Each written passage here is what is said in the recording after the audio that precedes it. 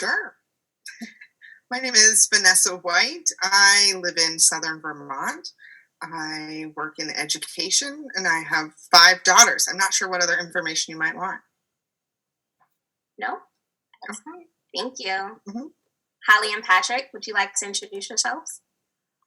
I'm Holly Fairon, and we live in Newport Beach. We have 4 kids, and our oldest is our daughter Ella, and this is my husband Patrick.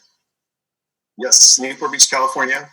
Our daughter's Ella, and we're just happy to be a part of this panel and Thank you for having us. answer any questions you guys might have. Thank you.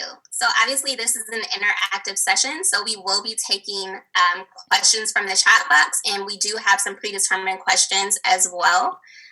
So I'd like to start off with the first question. And I'd like to ask the panel, we acknowledge that finding out about a sexual assault is a process. If you do feel comfortable, would you please share would you please share what it was like to learn about your daughter's sexual assault? Vanessa, you want to go first? You guys can go first. Let's not fight over it.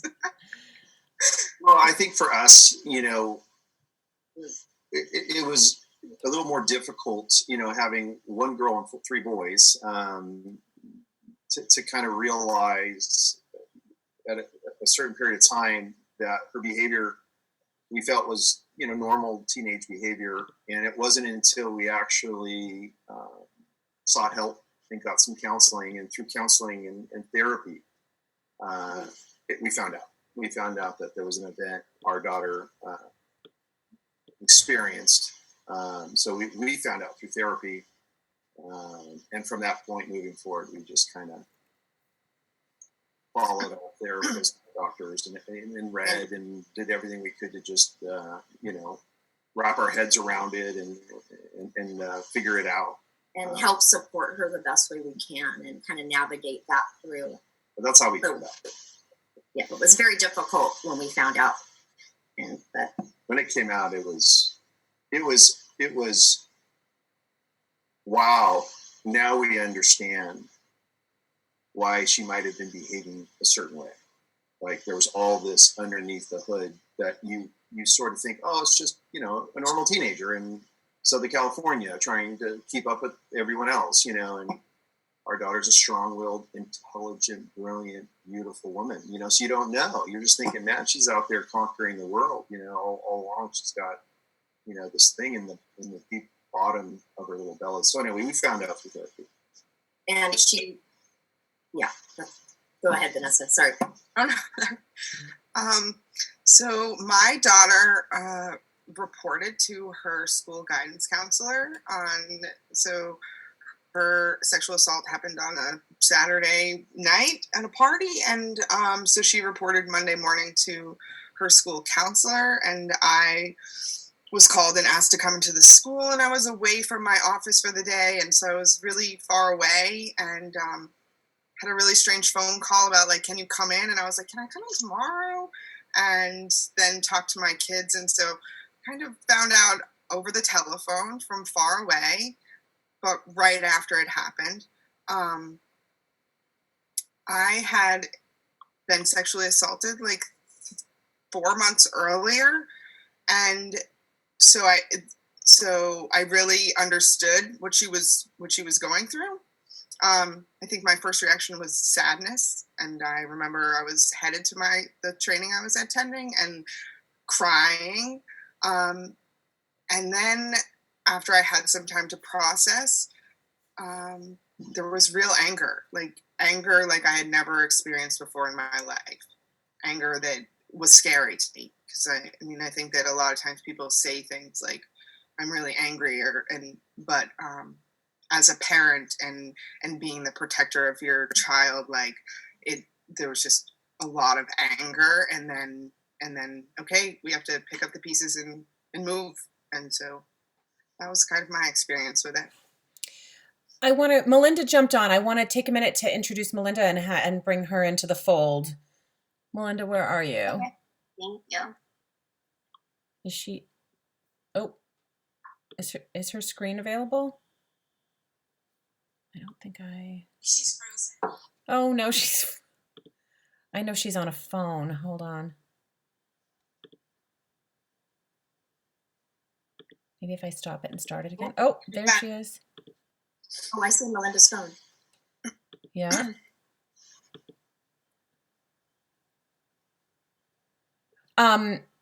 We are up. Of course, as soon as we. There she is. Melinda! She might not be able to hear us. I know. Melinda, can you hear us? Oh, we've got her ear. Oh no. See, we gotta have technical glitches at some point during this thing. Yes. Melinda, can you hear us? This reminds me of our Zoom on Easter with my mom. All of our siblings. Oh my goodness, poor thing. I know their internet's not always the best too. I know Daisy struggled with it. Well, then you add to the millions of other people that are on right now. I know, everybody's starting their Netflix binging for the night. Okay. I tell my kids no Fortnite until this is over. Then you can go on Fortnite because Fortnite will just suck the bandwidth right out of your entire house. Who knew? It does. And we have 3 boys all playing. I have 4 girls who play all together. That's very cool. I like that. That's actually pretty awesome. The storm is coming. The storm is coming. You're like, really? Melinda, can you hear us? I think she's still stuck. Well, Got off and she came back in. I know. It says connecting to audio on my screen. It looks like she's Yeah. it's just Looks like like froze. Well, Ashley, you can, I guess, maybe go on with your next question. Sure. Okay. Thank you all for that response. And just so people can kind of put things in context, can you share how old your daughters were at the time of their assault? If you didn't already. Sure. So my daughter, her name is Skylar. She was a senior in high school, and it happened during the early part of May. So she had turned 18 in November, so she was 18 years old and a senior and getting ready to graduate in the next month, and her perpetrator was a classmate. Thank you. Ella was and us, and it happened over Christmas break with a group of people that led her to a very violent act. Thank you. The next question that I want to ask, so there's this huge misconception that Title IX only applies to colleges and universities. What were your experiences learning about and navigating Title IX in a high school setting?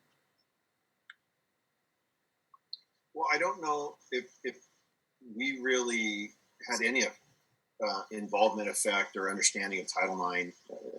At the time in 2012, she ended up starting her own organization on campus, and her school embraced her. So from a Title IX perspective, the school did everything. They were really 100% supportive. But also to clarify, though, you all have been living. I want to clarify for everybody too that you all had been living in Texas at the time where her assault took place, and had moved back. That originally from Newport Beach, but had moved back. Before Ella disclosed. So it may have been an entirely different story if you stayed in the same school district that you had been in with the kids that, went to school with her. I think it was, I think Newport Beach was able to embrace her and be because it wasn't any of their students and there wasn't that push and pull that often happens. But I'll let Venissa tell her fun story. Yeah. And that is true, but still. And what's interesting is you're right. Texas, we had moved to Texas for a very short period of time. Yeah.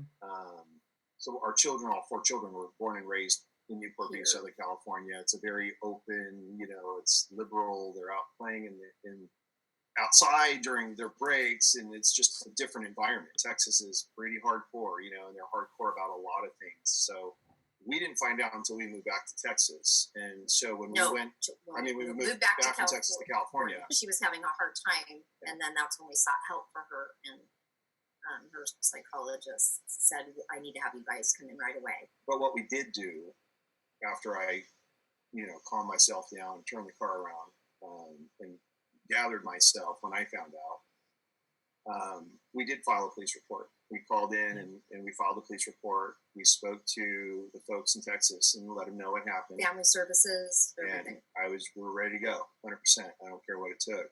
And then we just took a step back and we talked to our daughter, and she would rather place her energy in herself. And she started a little club at high school and called butterfly.org. And so anyway, so to answer your question about Title IX, I'm super not familiar with the specificity of it, other than the fact that we felt that the high school it's laws that protect was us. I get that, but what I'm saying is we didn't really have to invoke that at all, because it was just overwhelmingly arms around this girl, and she got, I think, up to 70, 80 kids to join her club between 3 local high schools. So it was just very therapeutic for her.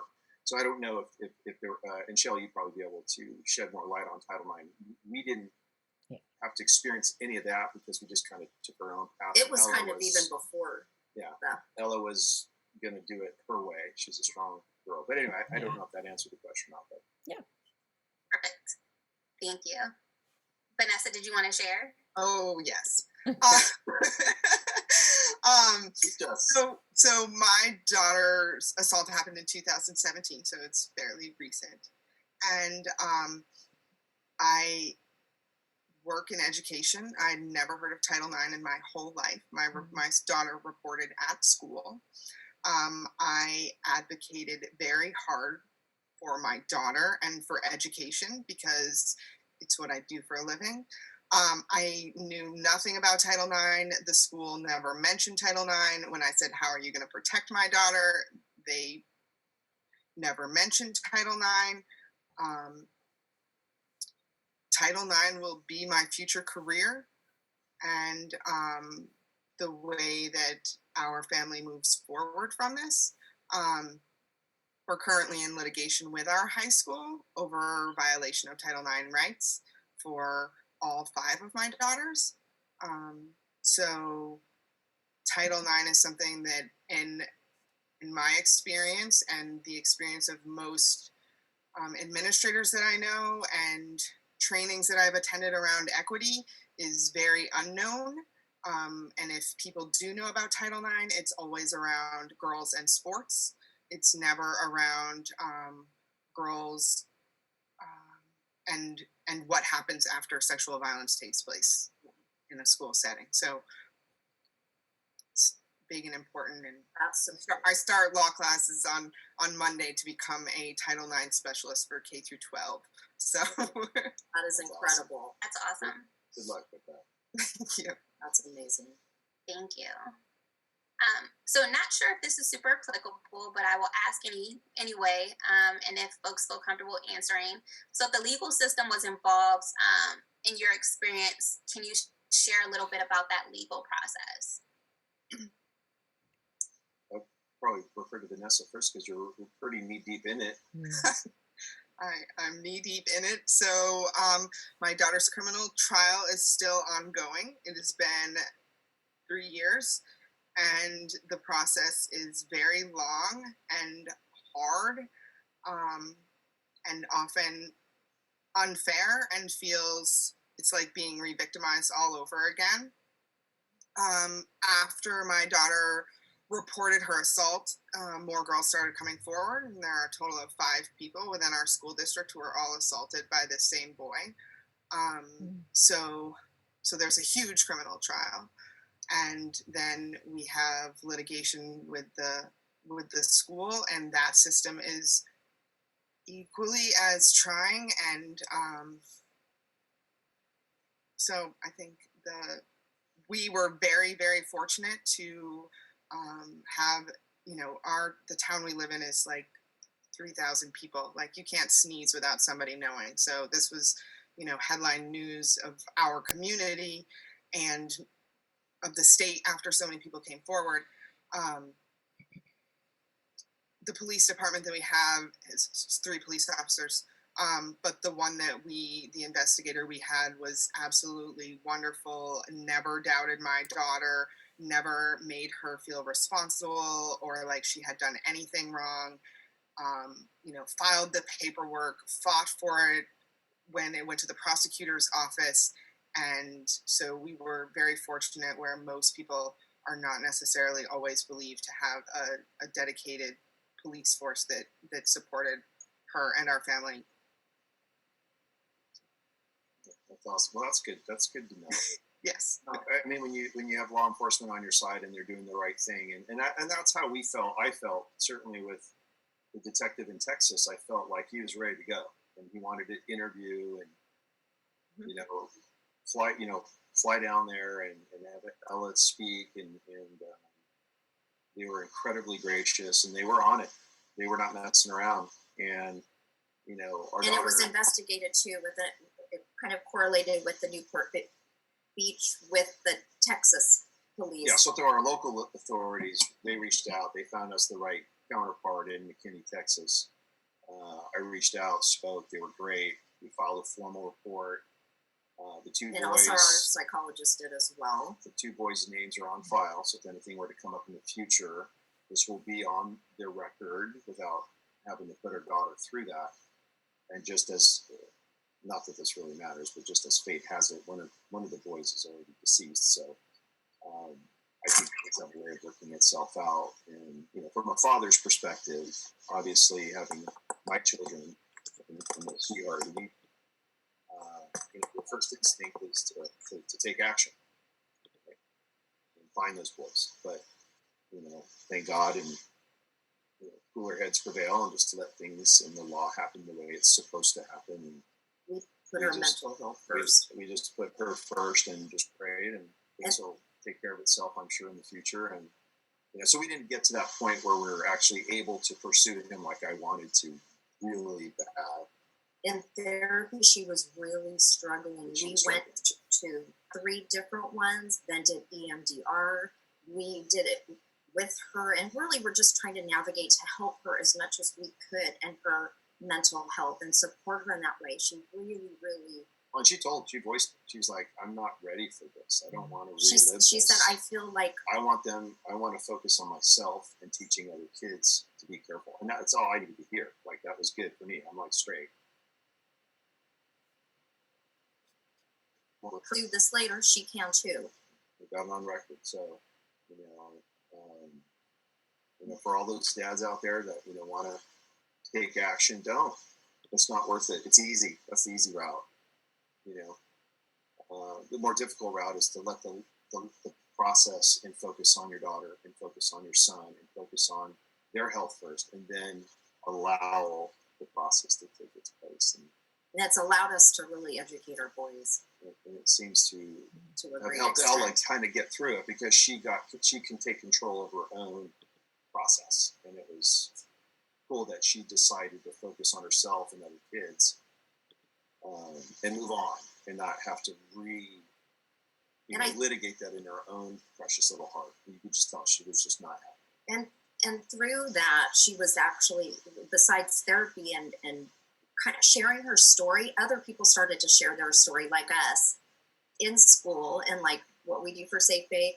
And it really, that was a big part of the healing process. So talk about and help other kids. And her friends and a lot of her male friends, girlfriends, friends of ours, I've had other parents share with me. And anyways, that's it. Yeah, I think there's a question you had asked about, like, how as a parent are you parenting differently? And I feel like what you guys just talked about is like a huge part of how my parenting has changed, as far as like consent is everything. Like, I don't do anything around any of this without asking my daughter's permission. And everything is not just her and the situation she's been through, but even with my other children now, it's like, do you want me to reach out to your teacher, or do you got this? Because like consent of everything just feels so much bigger and more important, and like we're empowering. and empowering. And sometimes as a parent, it's really hard to be like, but this is what I want to do. This is what I need to do to feel in control. But like, So I have this other person who's saying like, I do not want this. My daughter's at American in DC, and she went head forward into this. Like, we are going to fight this. I am going public. Like, I want all of this stuff. And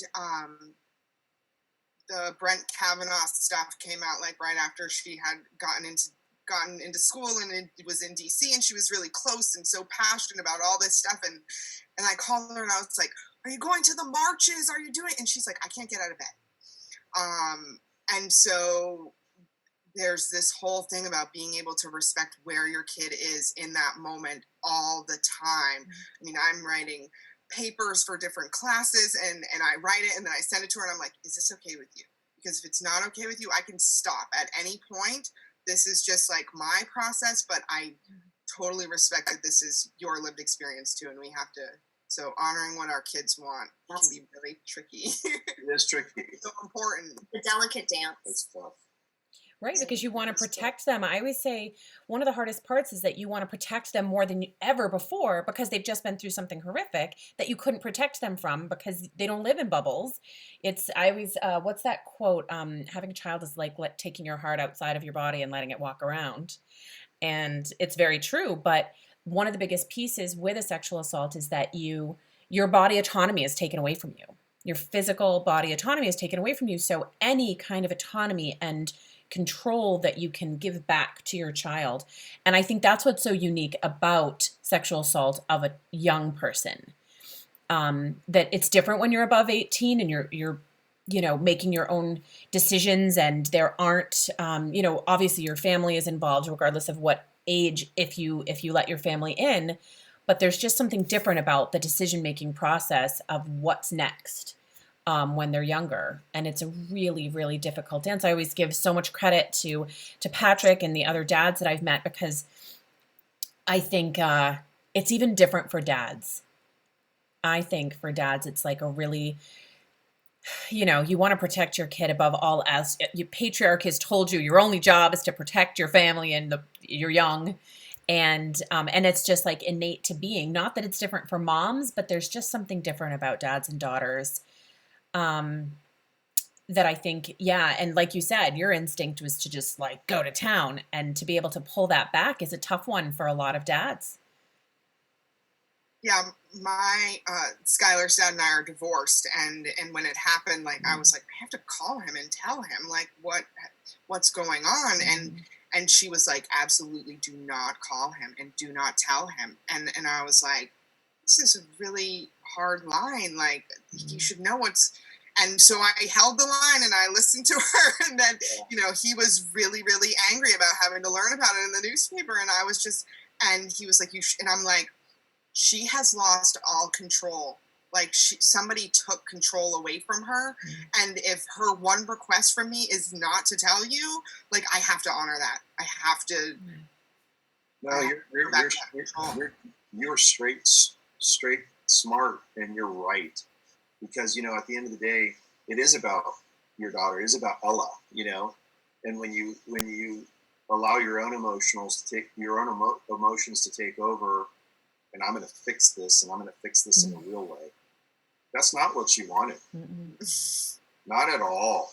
She didn't even want him she to didn't know. want the boys. She is like daddy's. She didn't want the boys to get her. You know what I mean? That's her heart, even though she was very, very, traumatized and hurt and disappointed, and she's so smart. How she snuck out of this house where I had every single door and lock and an alarm system that chirped loud. But that's our daughter. If she wants something, she'll figure out a way around it, and she'll get out. And she got out, and then it happened, and we found out about it. But as a dad, I was turbo, and I could tell by her reactions that's not what she wanted. This was even after we had come back. Yeah. No, this is when it all came up, and I found out, like I heard, Holly we had to shared go with me what what came out. It just, you just start venting and exploding as a man, and just all the wrong things. And I'll tell you this, from you know, having a wife that is so strong. You know, one of the things that I'll share for any other father that might be listening, or a wife that's struggling with an over-aggressive father, or someone that's not maybe handling it quite the best advice Holly gave me when Ella was really acting up before we even knew was she just said, just love on her. It doesn't matter what she says, does. Just love on her. Because she was really acting up. And I was raised by a Belgian European man, you know, that you just didn't disrespect or do anything else like blind. But that advice really, I think, helped me get through this with Ella, and our relationship grew from this. Because she helped me shut up and just wrap my arms around this little girl. And every time she literally lost her mind, you know, Nemo with the shark, I use this example as the sweetest little shark. And then he gets a little scent of blood and he goes crazy. That's our dog. She's a sweet little shark who runs around and she's got this big smile. She loves everyone. But boy, when she gets on a good one, she goes. And the best advice I ever got from her was don't react. Don't discipline her. Just grab her, hold her, tell her she's fine, she's beautiful, and it'll be okay. And that was very difficult for me to do for a couple of years because she really was acting out. And then when it came out, with therapy, it was like, and then I was like, oh. But she was still struggling and still behaving. She didn't know. She goes, I'm having therapy, but I don't feel. You know, it's a process.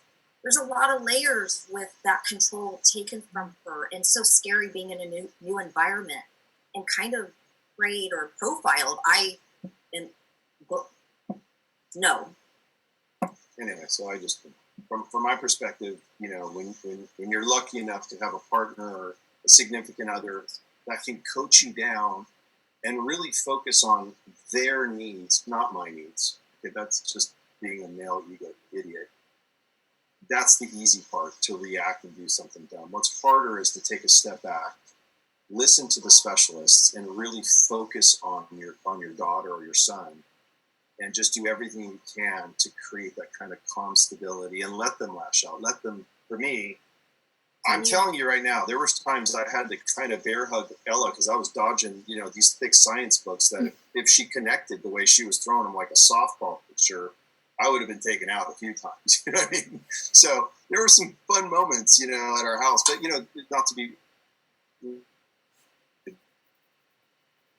support from other people and whoever it is, that other advice, like without her advice, I wouldn't have handled it correctly. Just the way my frame of reference was built and how my dad and how I am a disciplinary with my sons. Like my sons know, and now through this experience, it's difficult from a father because now I have this additional layer of fear that, boy, what if one of my boys are in the wrong place at the wrong time? So this also enabled us to teach them not to be at the wrong place at the wrong time. And boy, if I find out that you were at a party and something went down and you didn't handle something the right way, so it's really helped our boys to through this experience to become men, to be leaders, and actually talk to their friends. This happened to our sister, and they just have had a better understanding that this is not okay. This is wrong. The symposiums work. You know, the boys at CDM, it was interesting after, you know, they were doing it for a couple of years, you know, and they were getting together and they were talking about it. And it was funny to hear the boys, you know, the normal boy talk when parents aren't around. But it's like, whoa, there was kind of a shift in attitude, I think, about being respectful and, you know, and keeping your eye out, you know, just keeping an eye out as a young man. Keep an eye on your friends, especially when they drink too much. Look out for others wherever you are. Thank you for sharing. You guys said a lot there. I think one of the biggest pieces that I took away from that is just you all being on opposite ends of the spectrum. Venissa and Holly and Patrick, in terms of, you know, Venissa, you and your daughter kind of going gun-ho and going through the legal process, and Holly and Patrick just putting that pause button on it and knowing that that wasn't the direction that Ella wanted to go. And, you know, what I like to tell people is every decision is the right decision. and you make that for yourself, and you all are a real testament of, you know, you can go one way or the other and it still be the right choice for you and your healing process and journey. So thank you for sharing. And then the other piece too, Venissa, you said, you know, that you're still kind of knee deep in it, and it's been about 3 years. There's this huge misconception too that, you know, there's a lot of us that watch, you know, Law and Order SVU, and, you know, like it's happening, it's going, and it's like, okay, we're here, like we report it, and now we're in court, you know, and we think things happen overnight. But every time you hear that, it's like another 6 months. So it's not something that's happening very rapidly, but it's a long, drawn out process. So thank you for shedding light on that piece as well. So the next question I wanted to ask, you know, rape is often a traumatic experience that not only affects victims and survivors, but those closest to them. So as secondary victims or survivors, how did your daughter's sexual assault impact your other children? Wait, we might have Melinda. Melinda, are you there? Can you hear me? We can. Can you hear me? We can't see you, but we can hear you. Oh my gosh, you poor thing. Okay, so it's Holly. Hi. Hi, Melinda. Miss you. Can you see us, Melinda? No, I can't see you. Okay. All right. Well, but you can hear everyone. So maybe why don't But I can hear. Ashley, who's moderating for us, just asked another question. Why don't we have you ask it again, Ashley, and then let Melinda take the lead with this one. So Melinda is Daisy Coleman's mom. This is Melinda Coleman. And she also has 3 boys. Daisy is third in line. So there's Charlie and Logan and Daisy and Tristan in Melinda's brood. And so, Ashley, ask your question again. Big brood. Absolutely. Hi, Melinda. So Hi. The question that I just posed to the group was, rape is a traumatic experience, and it not only affects victims or survivors, but those closest to them. So my question was, as secondary victims or survivors, how did your daughter's sexual assault impact your other children? Oh my gosh. Am I going first? Yeah. You don't have to, but. Okay. Well, our house got burned down to start with. And one of the kids that raped my daughter was politically connected. He was a Missouri State representative's grandson. So we've had a lot of trouble with a lot of political things. I had him even, now the Attorney General of the state is the brother-in-law of the kid that raped my daughter. So he's tried to go after my veterinary license. And the boys have had trouble too. I mean, I know they were affected in school and among their friends. Yeah, Charlie says in the movie, you know, one day he was sitting at the table with all of his friends, and the next day nobody would even sit with them.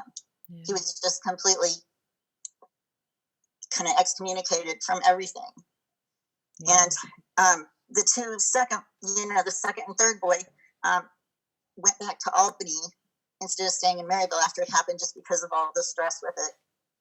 Tristan was actually the valedictorian, and they didn't let him walk or give the speech at graduation. And it was just because he supported his sister.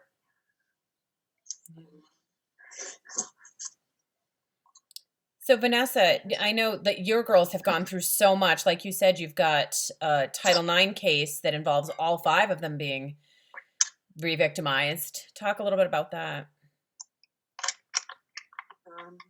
So like I said, our school's really small, and when it first hit the newspaper, it was like the day before graduation. So there was the summer, and you know, people kind of dispersed, and we didn't hear much about it. And but as soon as the school year restarted, there like bullying. There was a ton of bullying, the trolling that happened online over the summer. I imagine that I am only aware of a very small fraction of what my daughter went through during that time. Like, I think that they in some ways protected me from the things that she was experiencing. So all 4 of them were bullied and harassed to the point that we pulled 3 out of the 4 who are left in the school out of the school.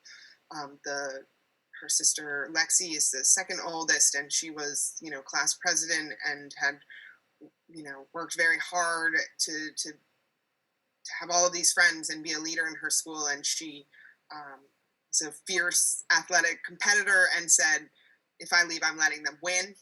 and I don't care what I have to go through. And so we went through a lot. Our house was vandalized. We've filed numerous police reports about things that happened by the hands of other students.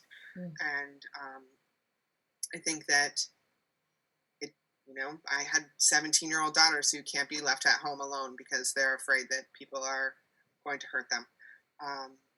So I think there's been a lot of that, but I think on the positive side of it, that I got to watch 4 girls rally around their sister and support a cause and become assertive young women that they're just incredibly fierce.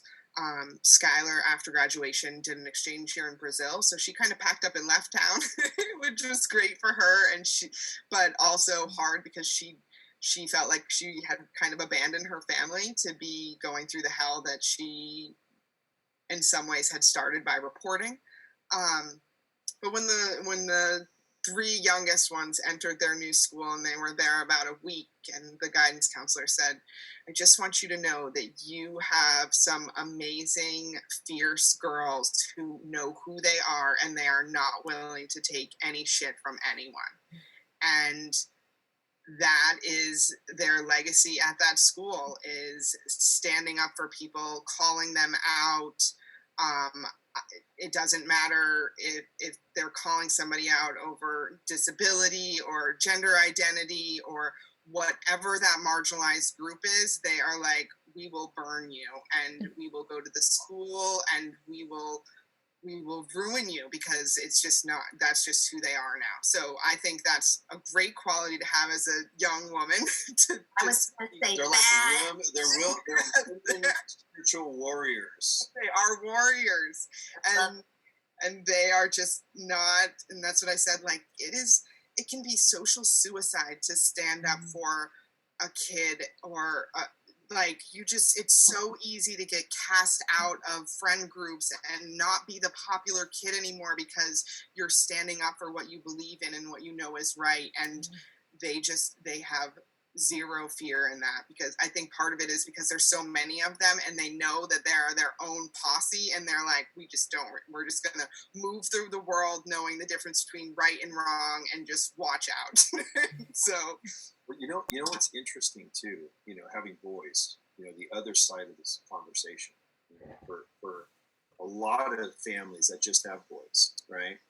Some of these conversations freak them out, right? And who was the most like me in high school, socially awkward, very shy, introvert, got into a really bad relationship with a young girl.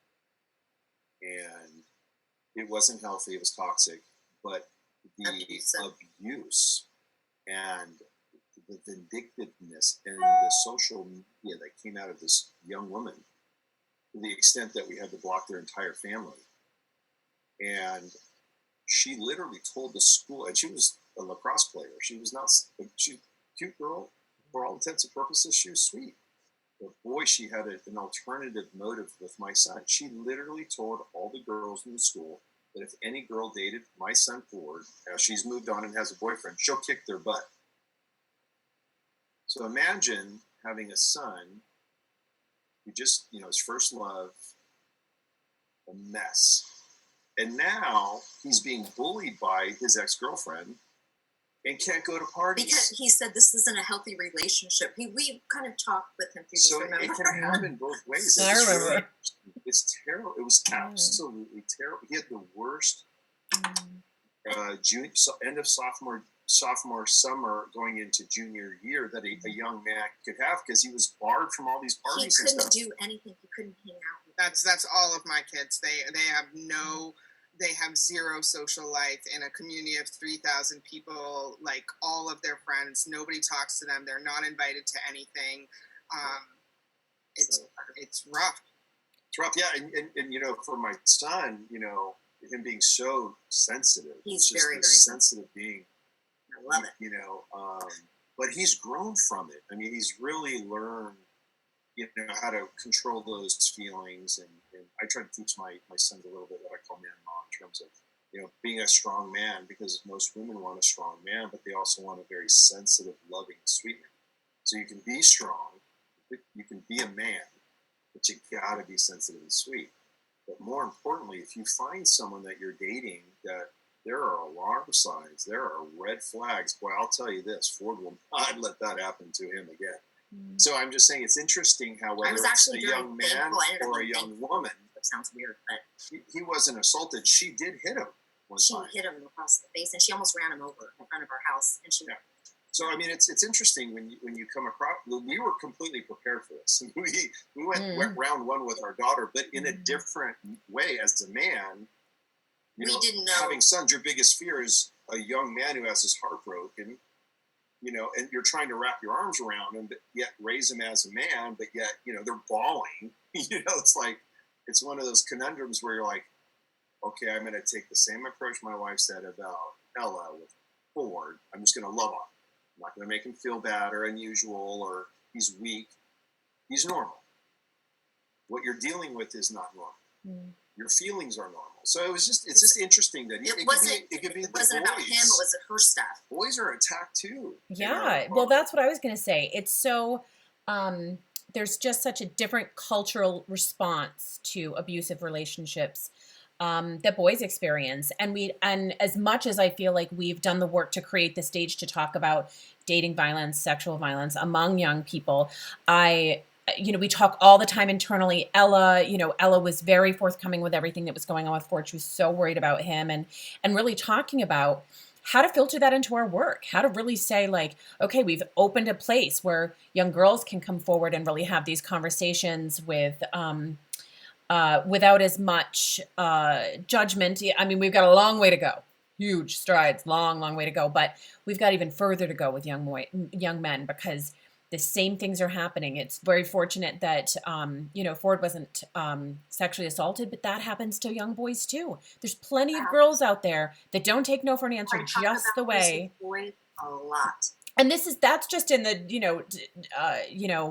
cisgendered, heterosexual community. Then you get all other layers of more marginalized communities where, there's even more marginalization and more, sometimes like, social stigma. And then there's even, again, there continues to be less ability to talk about these things genuinely and openly and really truly allow space for everybody to be vulnerable, but also, we're going with COVID here, but vulnerable, but really be able to, like, the fact that Ford went through that, was as open with you all as he was, and processed that. And like you said, you're completely thankful that he had that experience, because it shaped him for the future of the rest of his dating experiences. But there's so many young men out there that are in abusive situations and feel like to say something is a weakness. And I love that you can talk about that the way you guys can as parents, but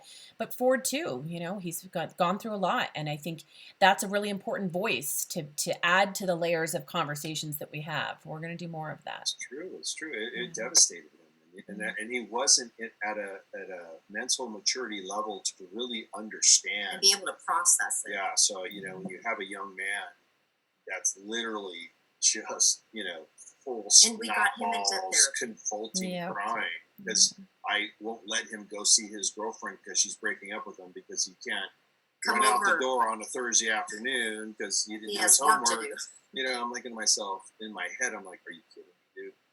Like, if she said that, I want to say, if she said that to me, it'd be okay. But he's like, I love you. I want to come over. But it's his first love. It's his puppy love. So no, there's those dynamics, right? It's when you're in your first puppy love, as a young man, it's scary. Those, you see it happen.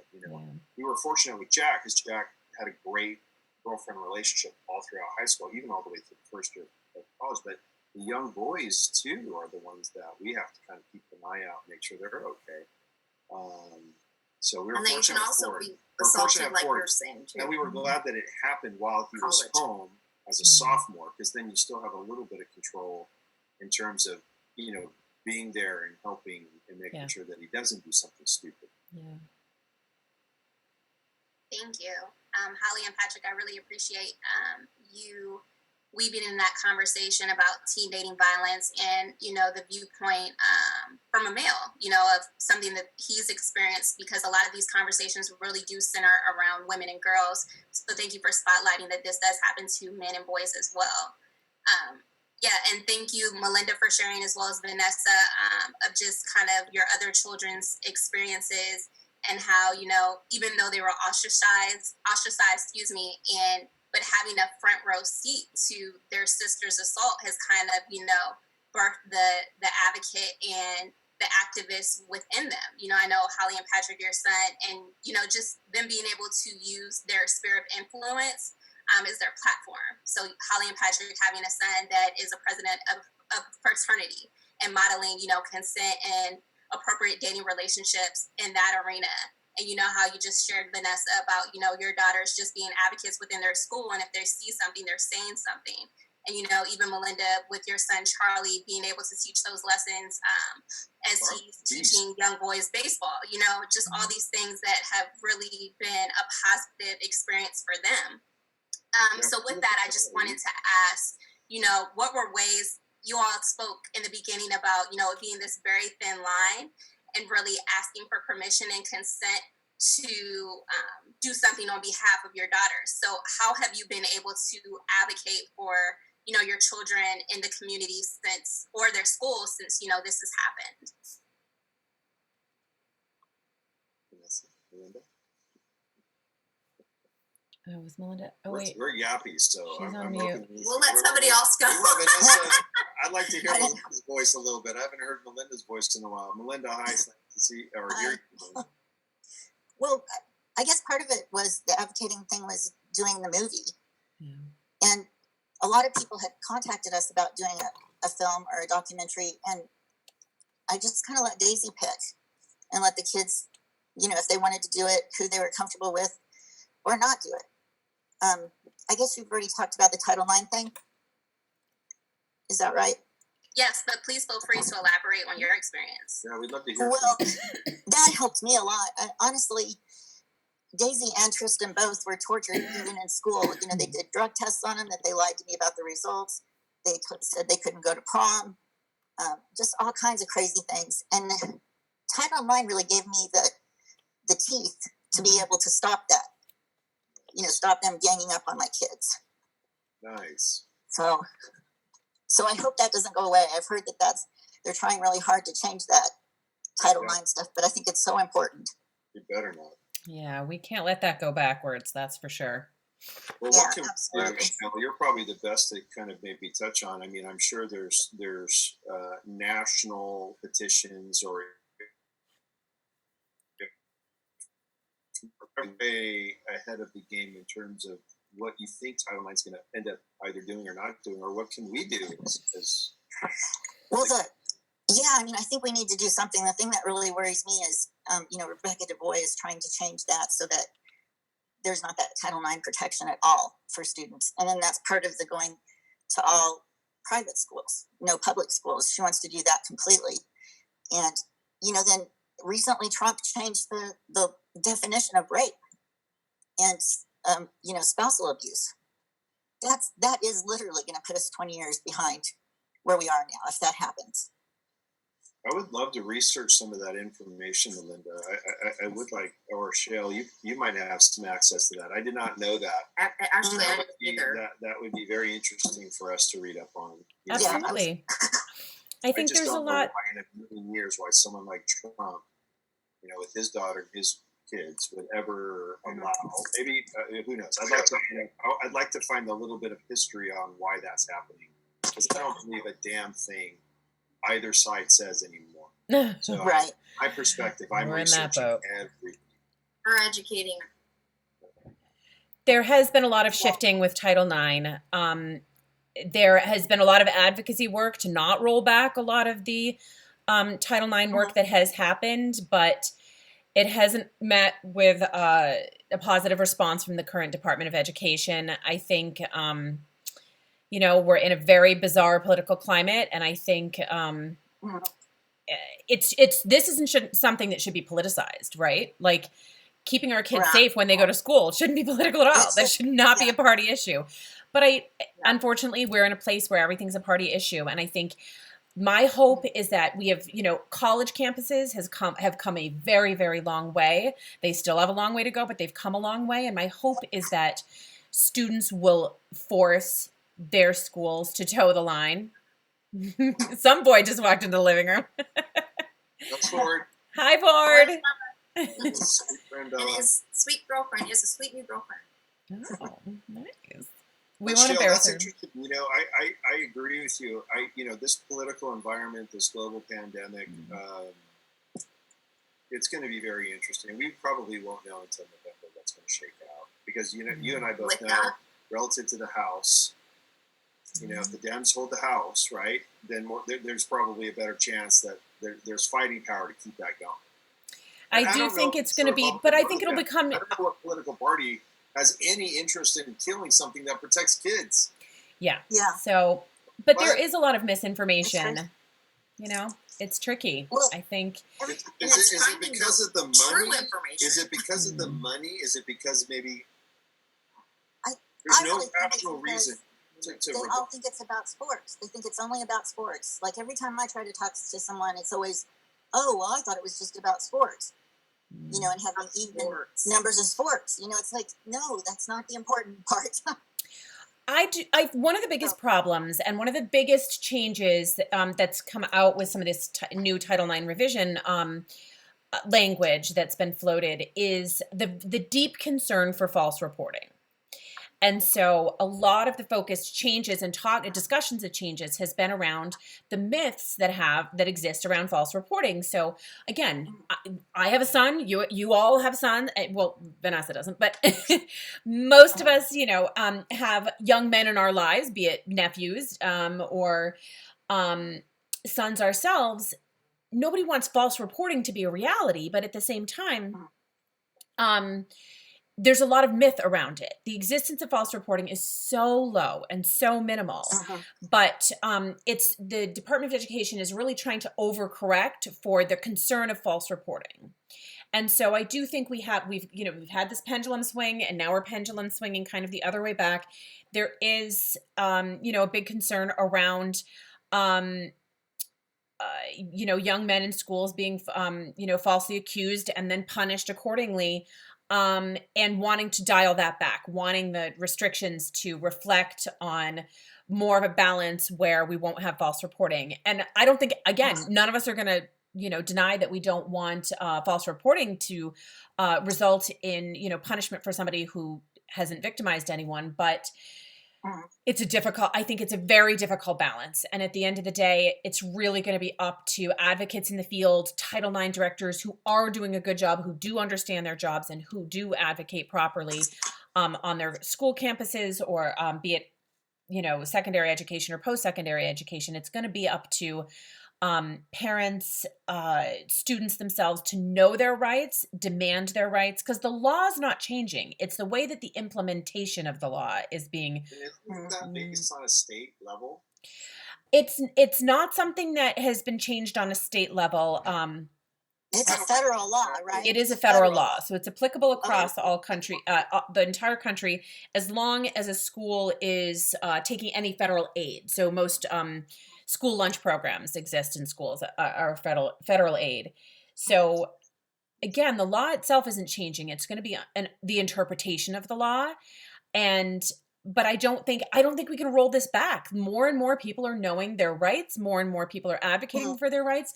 I actually just looked up earlier today. There are over 1,300 cases in the Department of Education currently being investigated for Title IX violations of school districts or universities or colleges. And so that's a huge number. We were looking at dozens like a decade ago. We were looking at hundreds just 5 years ago. So the fact that it's not that the schools are doing anything necessarily different. It's that people know their rights, so they're demanding their rights. So I think, again, if we do this work to lay that foundation where people know their rights, parents know their rights, students know their rights, that we can't dial it back. All this politicized stuff that's happening, can go right out the window, because if we can advocate, like Venessa's experience, like Melinda's experience, you all could have a master's class in your understanding and your quick learning of Title IX in order to protect your children. Shell. I know we are at time. Yeah, and so we're reaching the even top when of the your daughter- hour. So I just wanted to, I posed a question in the chat if there was any questions for the panel. Oh. Lynn says, thank you all for sharing your experience, and thank you to your daughters for their courage to share and agree to you being on the panel like this. So many other families can learn from your experiences. Are there any national groups for parents to connect with each other? So if you all use any resources, are connected, I'm sure Cheryl has some ideas. Really, there isn't. Parents forum. Yeah, we've been talking about this for years, right? Melinda, Holly, Patrick, we've all been saying, like, first of all, again, you all should write, and Venessa and all these other parents that I've talked to. Seeing Venessa and hearing Melinda, like even me, just even getting on this call, like even as a mom, just having Ella from that young age all the way up with the boys following her, I'm kind of still dealing with this, and it's nice to have support and somebody understand. And I am a survivor also of an experience that happened to me when I was young, and and I think we can all relate and talk to each other and support each other in great ways for our children, our extended families, and each other, because I need it. I know. Yeah, that helped so much to meet Holly and Jade's mom and Sheila. There weren't as many 10 years ago. There weren't as many groups to get a hold of, but that really saved me to be able to talk to them. For me too. And just one resource that I want to mention, the National Sexual Assault Resource Center. They're the hub, obviously, but each state has a state coalition, and going to your state coalition can help with connecting you to parent groups. So that's a place that I would start at. Thank you. There need to be more. Like, we really have been talking about doing more and more. It's so tricky. There needs to be more space for parents to, I've said all along, you all can teach a master's class in keeping your child alive after something like this happens. Yeah. Oh my gosh. Yeah. Yeah. That's a book in and of itself. That's really. I think as a group of advocate parents, right? If you look at the state of California, when you have a company that exceeds, let's say, 150 employees like I have, and I hire an HR firm to make sure that I do the right things, right? So when you get to a certain employee count, there are going to be events that you control that can basically bring your company down. The nice thing about the state of California is it spells out via their process what you do when there's a sexual assault or there's an event in your office work environment where one individual, female or male, has an issue, right? So when you follow process, you should be fined as a company, right? Because you don't retaliate, you give both parties an opportunity to interview. Maybe as a parent group, we can start to come up with our own process, where we can use ISO, International Standards Organization. I created some green processes back 10 years ago when everyone cared about the earth. Not that we don't care anymore, but it kind of went away for a while, right? It was a fad. This is not a fad. This is our life. These are our children's life, and this is going to be our children's life. So I'll throw out there, Shell, maybe we put a panel together and we come up with some of what we define as best practices or a process when there is an event. What do you do as a parent? You know what I mean? And define it and then support that, and really maybe once a month get parents together and have this grow. Because I love listening to Venessa's story. I know Melinda's story. It's like, it's not only heartbreaking, but it's heartwarming because we're all in this together as parents. And you don't feel so alone, because I felt very alone for a long time. She did. As parents, you blame yourselves. Why didn't I do this, that, and the other to protect them? I know. And so, I tell every parent, make sure you're getting therapy for yourself right alongside your child. We're going to therapy like next week. But I in this season. Not the kids, because the corona, the hidden enemy, is attacking us. We're losing it. No, I'm kidding. I'm kidding. We're But not. But No, Shell, but it's so we're important. here for you 110%. You do such an amazing job. And it's so great to meet Venissa. I know we might be out of time. Thank you, Yeah, we're Ash. kind of. What you're saying? Yeah, it's pushing not after 9 on the East Coast. So if Well, I'd love seeing Melinda's name and some other names on this, but we're open. If you want to do it once a month, a semi-monthly, whatever we can do to help Shell, we're here 110%. we did, and remember way back when we started that, it was a parent Facebook group, a private group that we could just add people to. But there was nobody really like jumped in with that conversation starter, and like it's hard because somebody really needs to like curate and moderate that and stay on that, and that's a full-time job. I got an idea. What? I got an idea. What? My daughter, who's a digital marketer, who's kind of crazy, put her on something, she'll figure it out. Yeah. I just think, any space. I don't care if it's Facebook or, whatever it is. Just be an open forum of parents once a month getting together. If you had something happen, whether it happened or not, if you just want advice, you want to show up, I think it's really great work, Shale. I know that we need more space for parents. At that time, if I had something like this that we could talk to people like Venissa and Melinda, it would have helped us. Yeah, that's true. Well, you've heard it here first. And Melinda, you and I connected a lot. Yeah. We were really blessed with meeting each other, and well, I think it one helped of a lot. Shale, over the past year and a half, with how Shale's our rock. she's treated the kids and how she's kept us going, and I've had a couple life events that took over, but I've been very, very impressed with how Shale's been keeping things moving forward, and throwing hands at the world and getting Safe Bay in a position that, quite frankly, can be a national nonprofit that helps a lot of people. So I just want to say my appreciation. I haven't had 2 minutes to call Shale and let her know my feelings. I do want to share with the group. Yeah, she's done a fantastic job. She's amazing with my daughter. So forever, in my heart, Shale is part of my family. And after meeting Venissa, if you're ever on the West Coast and you want to chill in Newport Beach and go by the beach, give us a call. Who's this there? Every down on this call, come hang out with us. Come to SoCal. We're here. We can have. Wait, we can't go to the beach. We can have parent retreats. Can you imagine if we could get the funding for like parent retreats, and survivor retreats and all of it? Well, and I want to congratulate Shale. I don't know how you did it. I was very, very impressed that you were able to get that IRS exemption to Safe Bay, because having done it a few times, it's a lot more work than I thought. You're absolutely amazing. You did a great job. We're working hard over here. Well, thank you all so much for your time. I can't thank you enough. Thank you, Shale.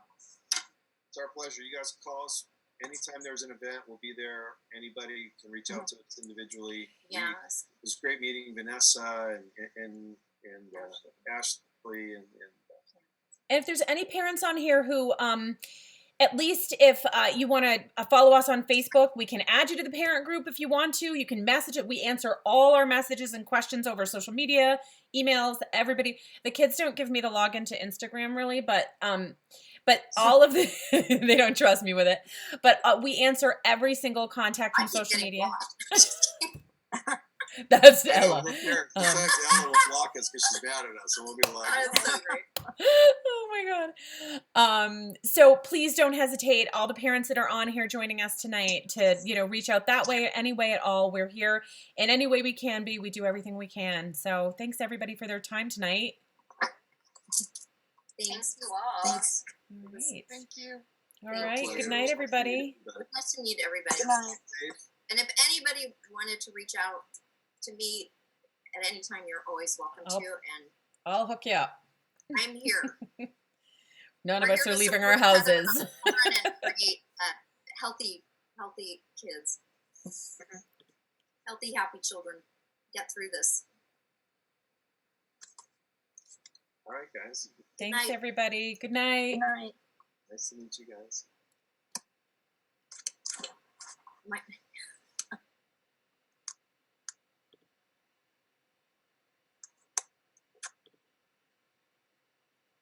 All right, I think it's just us. Okay. Okay. Oh, let me